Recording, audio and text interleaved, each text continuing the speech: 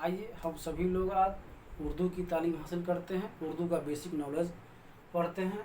उर्दू इसलिए पढ़ना ज़रूरी है कि उर्दू एक भाषा है, उर्दू किसी धर्म विशेष के लिए नहीं है।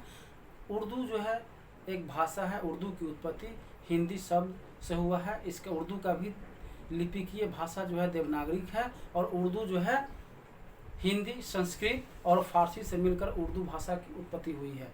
सबसे पहले मैं ये बताना चाहता हूँ कि उर्दू किस लिए पढ़ना ज़रूरी है।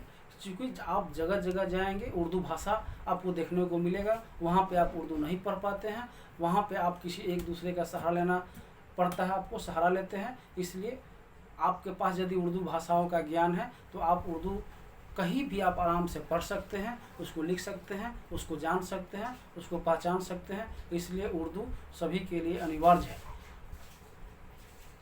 तो इस बीच में मैं ये कहना चाहता हूँ कि आप सभी YouTube पर उर्दू मास्टर साहब, फेसबुक पेज पे उर्दू मास्टर साहब को आप लाइक कर देंगे, सब्सक्राइब कर देंगे, और उस पर उसका बेल आइकन को भी आप बजा देंगे। उसका सब्सक्राइब करने के बाद, चूँकि मेरे द्वारा जो भी उर्दू से संबंधित वीडियो आपके डाला जाए YouTube पर, फेसबुक पर, जो आपके पास आसानी से पहुंच जाए और आप इस भाषाओं का ज्ञान आसान भाषाओं में, आसान शब्दों में आप जो है इसको प्राप्त कर सके।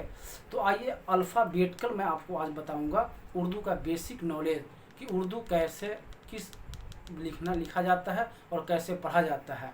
यदि आप सभी के द्वारा यदि डिमांड होता है तो उर्दू में क्लास 8, 9, 10 का भी तालीम आपको यहाँ से मिलेगा। चूँकि आप इसको आसानी शब्द में, आसान भाषाओं में आप इसको पढ़कर आप अच्छा से अच्छा एग्ज़ाम में नंबर ला सकते हैं। तो आज इसका बेसिक नॉलेज को देखिए, आप बेसिक अल्फ़ाबेटिकल को देखिए। जैसे आप इंग्लिश में जो है ABCDEFG जो आप पढ़ते हैं, उस तरह हिंदी में क ख ग घ जो आप पढ़ते हैं, वही चीज़ उर्दू में है। तो उर्दू में आप इसको कैसे पढ़ेंगे, आज मैं आपको इसको पढ़ना बताऊंगा।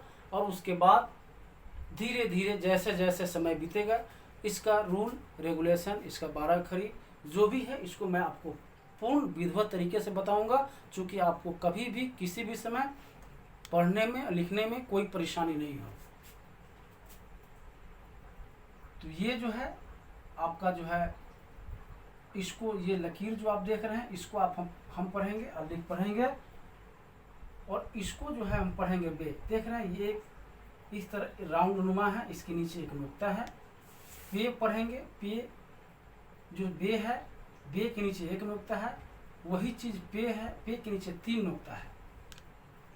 और ते के बीच में जो है 2 नुक्ता है। और टे इस तरह पढ़ेंगे, से इसको पढ़ेंगे, इसको जीम पढ़ेंगे, इसको हे पढ़ेंगे, इसको खे पढ़ेंगे, इसको दाल पढ़ेंगे, इसको डाल पढ़ेंगे, इसको जाल पढ़ेंगे, इसको रे पढ़ेंगे, इसको रे पढ़ेंगे, इसको जे पढ़ेंगे, इसको चे पढ़ेंगे, इसको सीन पढ़ेंगे। ये छोटी सीन हो गया और ये बड़ी सीन हो गया। इसको सात पढ़ेंगे, इसको जात पढ़ेंगे, इसको तो पढ़ेंगे, इसको जो पढ़ेंगे, इसको ऐन पढ़ेंगे, इसको गैन पढ़ेंगे, इसको फे पढ़ेंगे, इसको काफ पढ़ेंगे, इसको ये हो गया आपका बड़ी काफ हो गया, और ये आपका छोटी काफ हो गया। ये लाम हो गया, ये मीम हो गया, और इसको नून पढ़ेंगे, इसको वाव, इसको जो है वाव पढ़ेंगे, और ये जो है छोटी हे हो गया। ये दोनों लिखने में जो है छोटी हे के रूप में आता है। ये हमजा हो गया, और ये हो गया, और ये हो गया। यदि हम इतना को लिख लेते हैं, लिखना जान जाते हैं और पढ़ना जान जाते हैं, तो उर्दू यहीं से लिखा जाता है, इसी शब्दों से, और इसी शब्दों से आगे उर्दू की तालीम को आगे बढ़ाया जा सकता है। तो आज आप इस कड़ी में सिर्फ ये अल्फ़ाबेटिकल को आप कंप्लीट करिए, फिर आगे जैसा भी हो इसका अगला प्रारूप, अगला प्रोसेस मैं बताऊंगा कि उर्दू इससे आगे अब कैसे बढ़ा जाएगा।